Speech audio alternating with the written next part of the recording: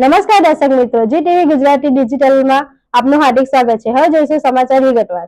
2030ના $100 billion textile નિકાસ લક્ષ્યમાં સુરતની ભૂમિકા મજબૂત બનાવવા નેશનલ ટેક્સટાઇલ એક્સપોર્ટ કોન્ક્લેવ 2026 યોજાઈ।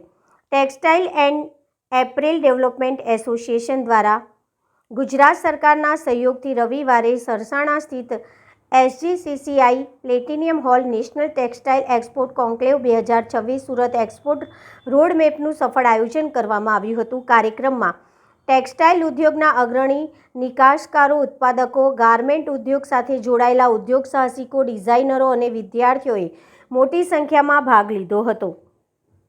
કોન્ક્લેવમાં ભારતના વર્ષ 2030 સુધી $100 બિલિયન અમેરિકન ડોલરના ટેક્સટાઇલ નિકાસના લક્ષ્યને હાંસલ કરવામાં ગુજરાત અને ખાસ કરીને સુરતની ભૂમિકા અંગે વિસ્તૃત ચર્ચા કરવામાં આવી હતી।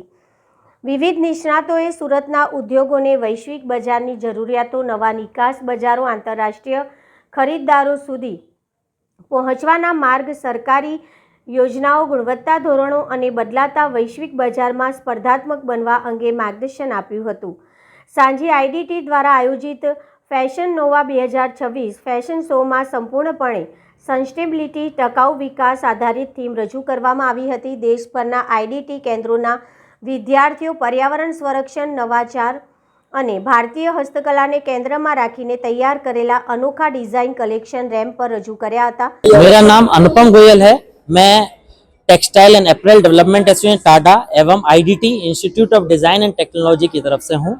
आज नेशनल टेक्सटाइल एक्सपोर्ट कॉन्क्लेव एवं फैशनोवा 2026 का आयोजन किया जा रहा है।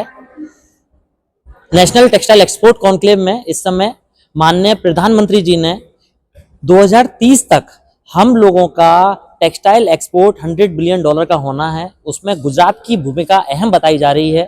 उसमें $15 बिलियन का गुजरात का एक्सपोर्ट होना है। उसमें सूरत की क्या भूमिका हो, उसके लिए आज हमारा कॉन्क्लेव हुआ और शाम को उसको लेके हमारा फैशन शो हुआ। सर, किस थीम पर आज कार्यक्रम? पूरा सस्टेनेबल थीम पे हम लोगों ने काम करा है। आने वाला फ्यूचर यदि सूरत हमारा सस्टेनेबल पे काम करेगा तो हम सबके लिए एक बहुत बड़ा ग्रोथ का माध्यम बनेगा ही बनेगा। आने वाला जितना भी एक्सपोर्ट की डिमांड है वो सस्टेनेबल फैब्रिक की बहुत है। जितने भी FTA साइन करे गए हैं उसमें सस्टेनेबल फैब्रिक की बहुत डिमांड है। वेस्टेज में से कुछ बनाया गया है? हम लोगों ने जो यहाँ पे फ्रूट वेस्ट को लेके फैब्रिक बनाया है, उस फैब्रिक से स्टूडेंटों ने गारमेंट बनाया है, वो देखने का आकर्षक का केंद्र बना है।